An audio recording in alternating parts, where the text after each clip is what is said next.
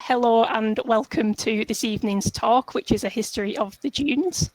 I'm Eve Mulholland, I'm the People Engagement Officer for Dynamic Dunescapes. Tonight we have with us our special guest, Iain McNicol, our local historian. Iain, if you just want to say a quick hello for us.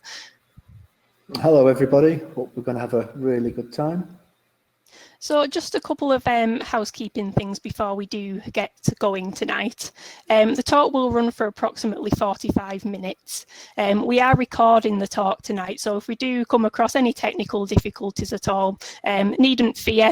We can send you the recorded talk by email, or we will be uploading the talk to the Dynamic Dunescapes YouTube channel in due course, so you'll be able to catch up then. If you do have any questions as we go through the talk this evening, looks like you've all discovered the chat, so please just pop your questions in there, and myself and Iain will allow plenty of time at the end to go through any queries.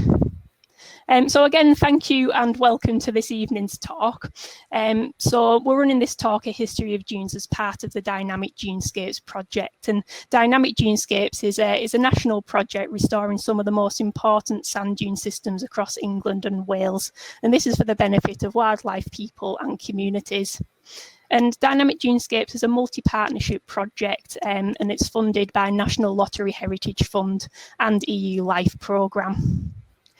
But sand dunes are not only important places and homes for a variety of rare and specialised species, they're also filled with a depth of history which we'll be exploring in tonight's talk.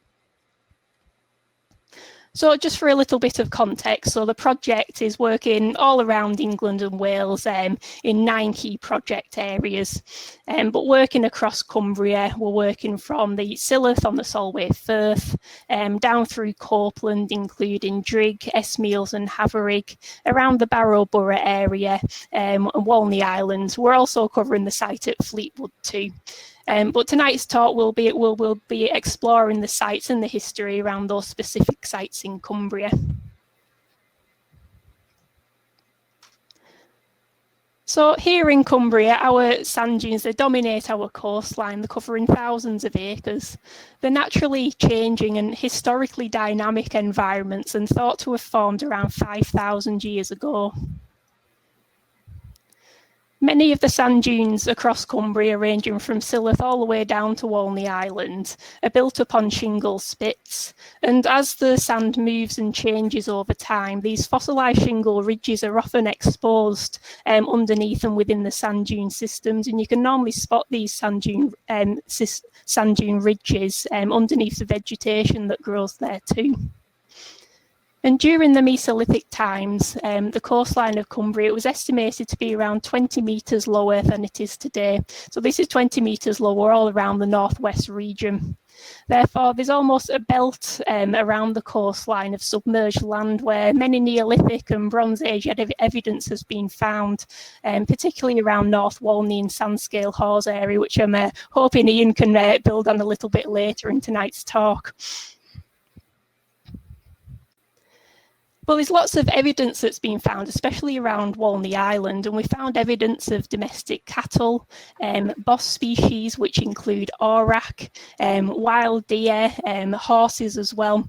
And this has been found within the clay around Walney Island, and it's really hard to precisely date these, but they're thought to have been dated back thousands of years ago.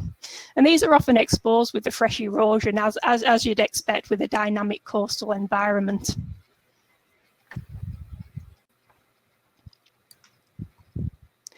But while our dunes have been historically used as rabbit warrens and farming cattle, today our dunes are home to many specialised rare plants and animals, like the natterjack toad, which is a rare and protected species. However, evidence suggests the variety and abundance of wildlife is at risk, and sand dunes are actually listed as the habitat most at risk in Europe for biodiversity loss. But this hasn't necessarily always been the case. Some species that were once in abundance on our sand dunes may not be seen as often today. So Ravenglass Gullery, situated in Copeland, this once had one of the largest populations of black-headed gulls in Europe, with a healthy colony of sandwich terns too. In around about 1938, it was largely overestimated that there was a population of 30,000 breeding pairs there. However, around this time, the gull colony was subject to a lot of disturbance, and this was largely egg collecting post-war, where they collect the eggs and sell them off elsewhere. And during this time, in 1941, it was estimated that 73,000 eggs were collected in a single season, and this was by Joe Farron, who was the watcher of the area at the time. And this suggested that there were actually probably around about 10,000 breeding pairs on the site at that time. However, by about 1984, the population had fallen to around about 1,500 pairs, and today, very few remaining. And this was very similar at South Walney Nature Reserve today, where many of us probably likely recall the gull colony in more recent decades. However, changes over time linked to predation, the disturbance as mentioned, habitat change have all led to the decline of such species. I just want to show you this lovely clip filmed by Frank Quayle in 1965 of some of the gulls on Walney.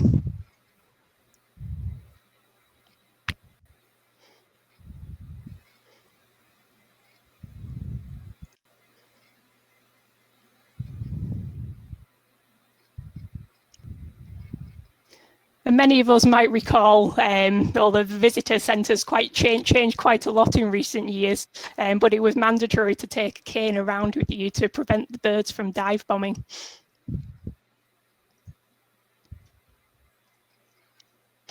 However, sand dunes, they're not only home to a wide variety of wildlife, but they have brought about some quite renowned people as well, specifically in science.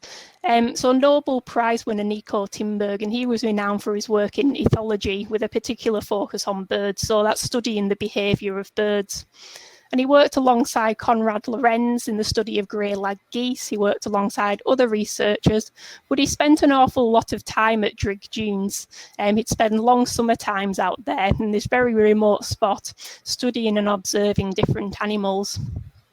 So at Tinbergen, he conducted various experiments demonstrating instinctive behaviour of gulls, especially.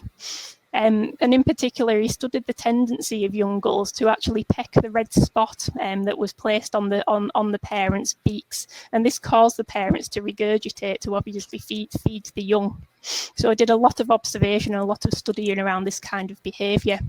He also studied the behaviour of foxes and other predators, which has led to our understanding of the gull colony decline and how this has had an impact over time.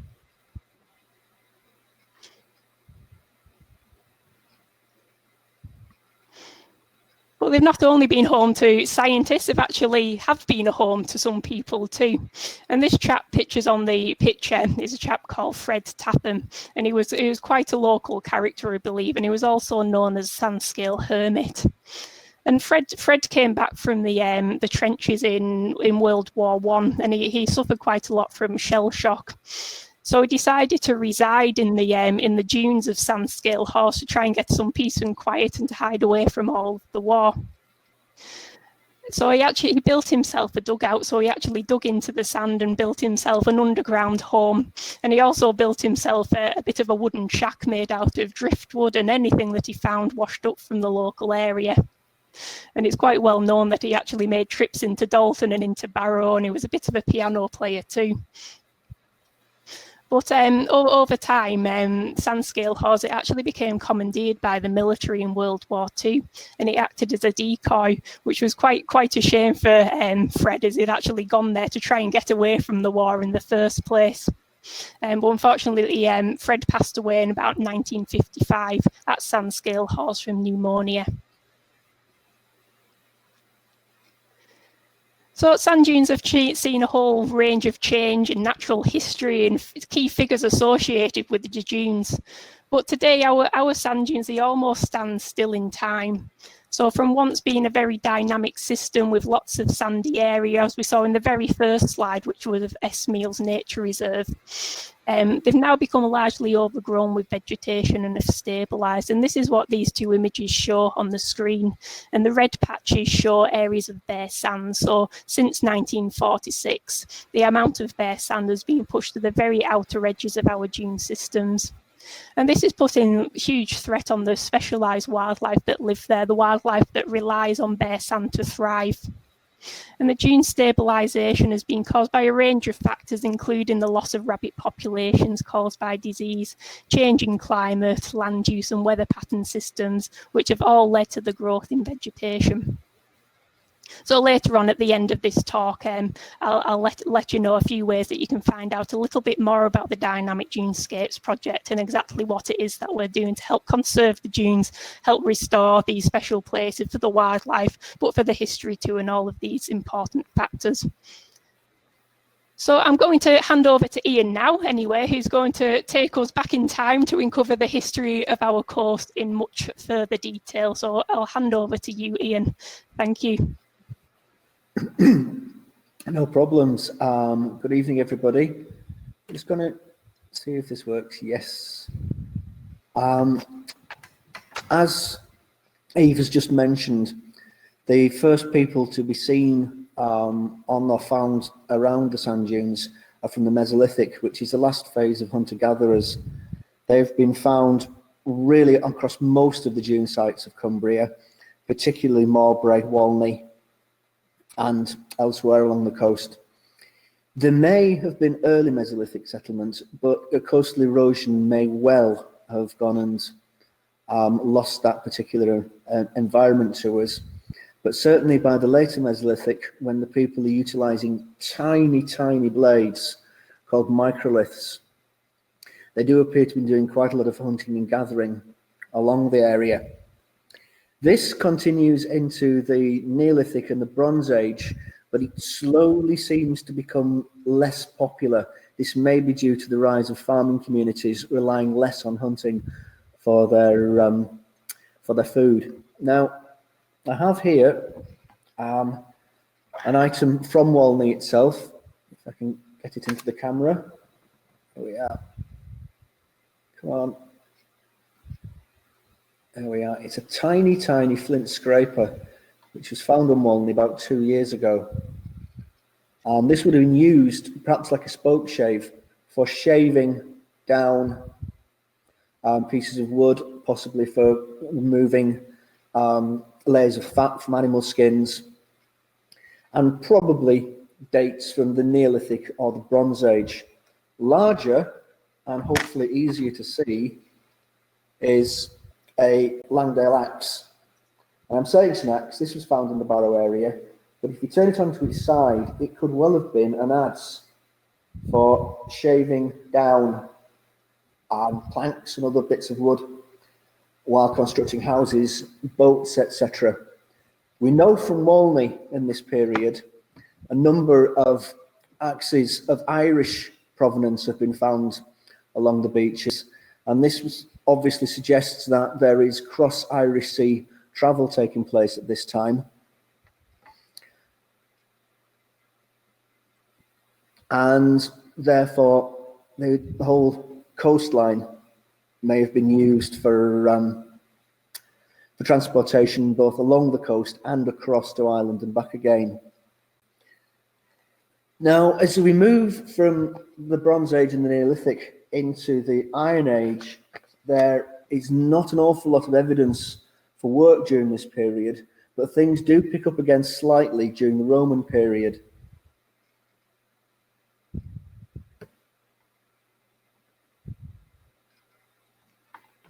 Now, what we have here is the site of Mile Fortlet number 9, which is part of the Roman coastal defence system, which ran from the bottom end of Hadrian's Wall at Bowness on Solway, arguably as far down perhaps as Ravenglass.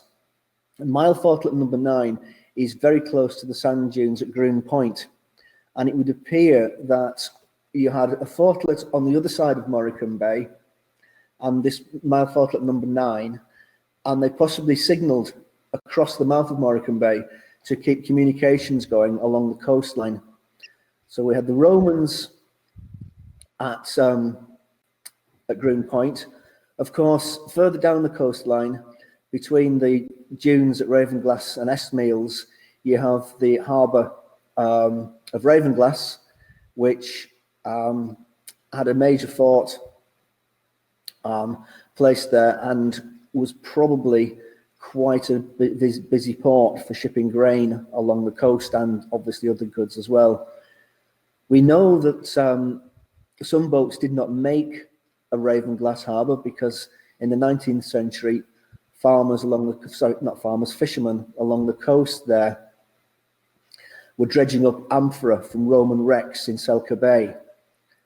So again, the coastline there was used, and it may be, we never know for certain unless evidence appears, the Romans may have been making use of Peel Harbour as well at the bottom end of Walney, but as so far there's no evidence for that. However, interestingly enough, at Drigg Beach, there was a broken jet Roman finger ring found there, 2 spindle walls for spinning thread, and 2 fragments of different glass bangles, some black pottery, and evidence of Roman bloomsmithing around about 350 to 400 AD, which is interesting because it's quite late in the Roman period, and also is the first sign of something we'll keep on coming back to along this coastline, and that's hematite and iron ore. Now, I've got a replica here of a Roman amulet which was found at Vindolanda, and if you can see the banding on that there, the glass banding on it, gives you some idea of the kind of decorations that the Romans would make in rings and bangles, and this is probably to be hung by a cord around your neck as a charm. But that fragments of glass scimitoliths have been found at Drigg.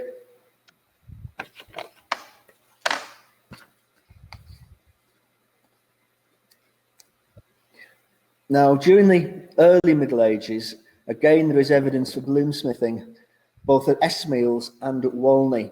And one of the suggestions at the time was the fact that it was coastal because they were moving hematite up and down the coast in boats, perhaps from the Furness area. I'm not sure when the first iron reserves in Eskdale were exploited, or for that matter, Florence mine at Egremont. However, I would also like to point out that this idea of moving the hematite by boats up and down the coast is absolutely fine. I would also like to point out that in a dune environment, you haven't got many trees and you've got a lot of sand. Now, in the Coniston area in the Middle Ages, bloomsmithing would take place sometimes during dry summers on the dry lake bed. This is to prevent fires from the heating up of the iron ore to spread and cause a greater conflagration. I suspect that the reason they're bloomsmithing at Walney and at Estmeals is because sand is a lot safer to have very hot fires in than perhaps woodland or grasslands.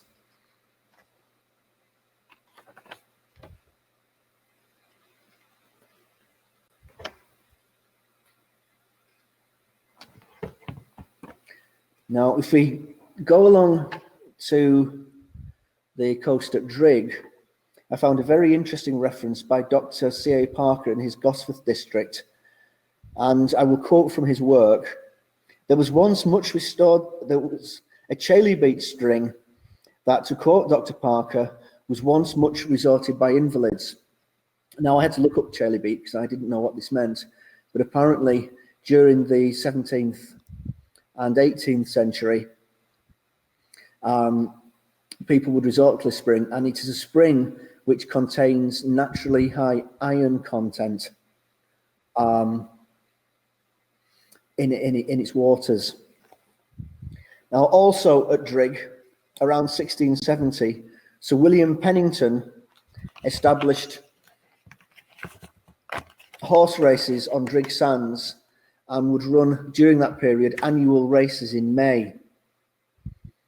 If we move up into the 18th century, near Groom Point, again on the Solway, on the beach, there was the Grainhound Inn, which may well have been involved in the widespread smuggling operations that took place during this period along the Cumbrian coast, with people bringing things in like tobacco, spirits from the Isle of Man. And there's also a rumour that there may have been a smuggler's tunnel somewhere in that area, but I have only heard of it as rumours. That smuggling continued along the coast during this period is also evident if you come down to Walney, where eventually a customs post was built opposite Walney on Roe Island. Now, in 1790, a new lighthouse was built on Walney by the Lancaster port authorities, because Barrow in those days was a creek port of Lancaster. And this was built to replace a wooden one that had burned down. Now, by 1852, Miles Kennedy had leased the mining rights by Ron Head after finding hematite while test boring for coal, and opened Nigel Pit, Rita Pit and Violet Pit.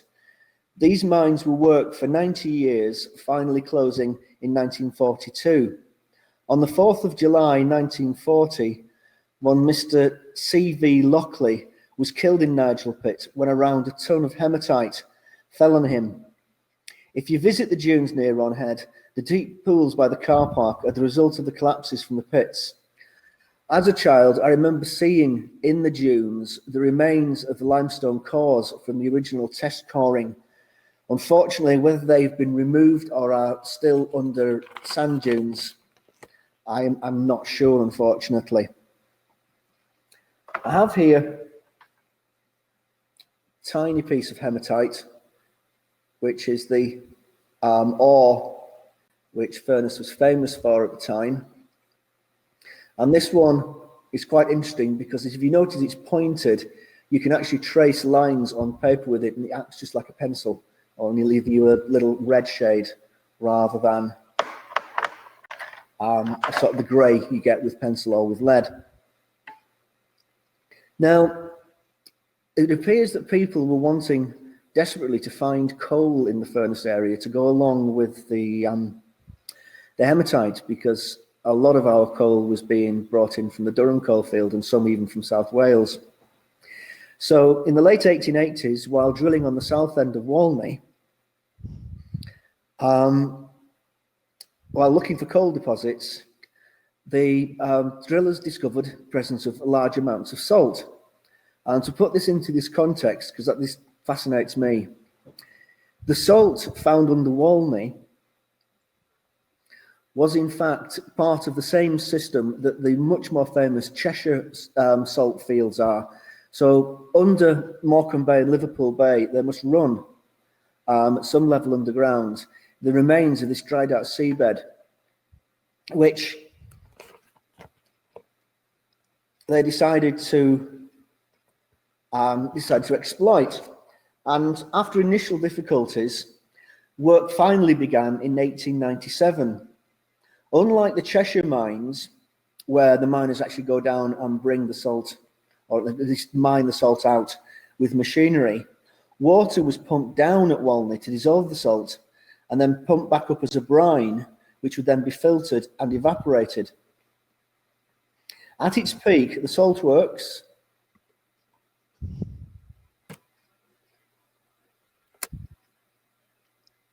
shown here, the salt works was capable of producing 50,000 tons of salt a year, and it had a great advantage in that the remains of the jetty which had been built to ship gravel out from the south end of Walney, they were able to use this particular jetty, this pier, which meant they did not have to pay any of the dues due to the Port Authority in Barrow. By the end of 1902, the prices of salt had fallen so low that the works could not work at a profit. Some rescue attempts were tried, but in 1909, the works closed for good. And that was the end of the Walney salt industry. However, as early as 1903, oh, by the way, about it,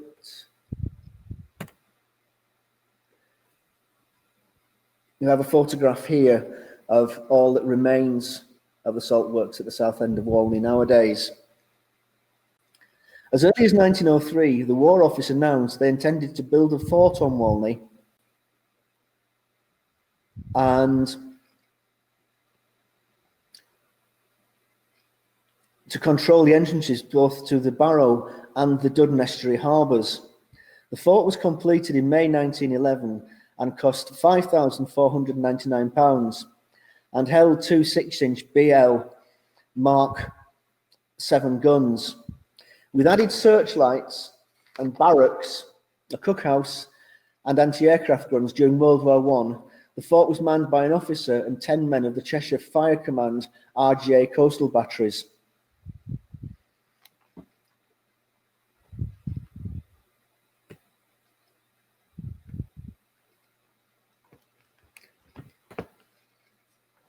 I've just had a quick look on the comments points, and I don't know why, Alan, but they did not appear to ship coal to Barrow from West Cumbria. Why, I don't know, but he seemed to prefer to trail it over from Durham. It sounds barking, but that's the picture I get, that for some reason they did not buy West Cumbrian coal. Now, to get back to Fort Walney, this is one of the Art Gene installations that have been recently put up on the site of Fort Walney. And I did quite a lot of excavations there, finding on the excavations, it was quite interesting, were cartridges of American manufacture that were certainly made before America officially entered the First World War. Also quite a bit of barbed wire and other items found on those excavations.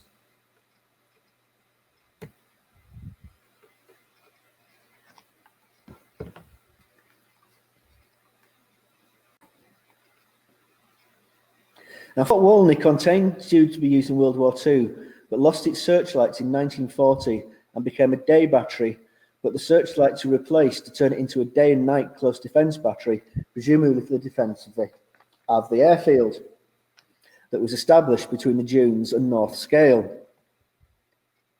Now, Hiltsford Battery was re-established on the World War I battery in 1940. The fort had a battery of an observation post, two 6-inch Mark 7 naval guns and two searchlights. To the north, on the edge of the dunes, there are remains of a heavy anti-aircraft artillery base, now largely ruined, and as you can see there, falling into the sea.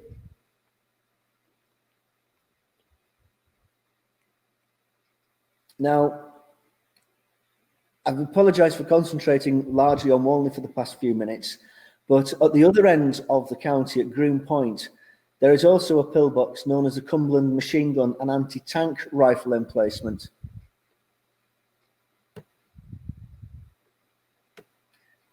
Which is what you see here. And it's said to be unique to the area. Also during World War II, a Hudson AM 771 crashed near the dunes in August 1942, and at certain low tides, parts of the wreckage can still be seen. Now, if we just nip back slightly before I finish, it's an artifact I forgot to mention, but the hematite mines were quite interesting in the fact that they tended to be lit by candle power rather than safety lamps because of the lack of dangerous gases, unlike in the coal mines. And this is two halves of a homemade iron workers candle, which it came not from the Barrow area, but from the Hog Barrow pit in Millen. Now, sadly, it got broken during a school show, but now it's broken. If I turn the ends on, you can see the layers where this candle's been made by dipping rather than pouring into a mould. And so this light is the sort of thing that you would see by while working underground in the mines.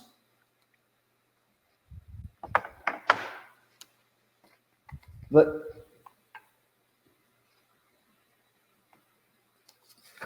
also at Groom Point, there can be seen the pillbox, I've mentioned, sorry, and near to that pillbox there is a memorial to 4 firemen who drowned while looking for a wildfowler said to be in trouble in the Solway Firth on the 10th of December 1956. And so if you can pass back to Eve, if there's any questions, I'd be happy to try and answer them.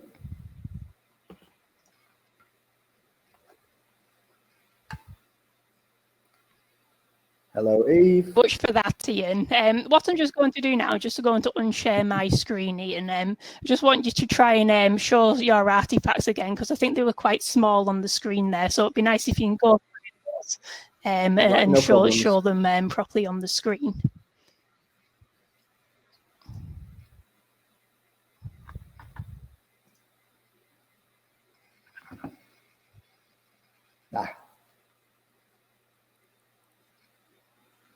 Right, so this is the Langdale axe, or adze. You can see the curve better there. This was found just to the north of Barrow, and most of the axes are this shape. It's always worth thinking about the fact that these axes are the ones that first started the deforestation of the Lake District, which I find quite interesting. But this one's probably not so much for cutting trees down as for shaping wood. It would, of course, have a wooden haft at this end to keep it in. The other major, now this did come from Walney itself, is the scraper. I don't know if you can work it out or not, but the flint has been worked back from the cutting edge on either end of it, so that the actual cutting edge protrudes out proud from the rest of the tool. And he's, I must admit, one of the neatest bits of flint knapping I've seen in a long time. It's a lovely little feature. It's a shame you probably can't quite see it as well as I can here. Also from Walney, this may be a waste flake, but it's got a wicked point on one end, and it could be a bradle or an awl for piercing leather. Less confident about that being a tool, however. The Roman bangle, or the piece of replica Roman glassware, is this one here. It's a fairly clear glass body, and around it it's had blue and white twisted glass braid put round to form a decoration. Does that help with the...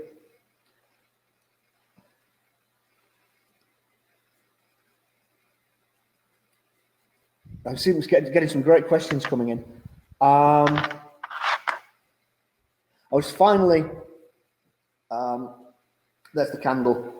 Now that came from Hot Barrel Pits at Millen,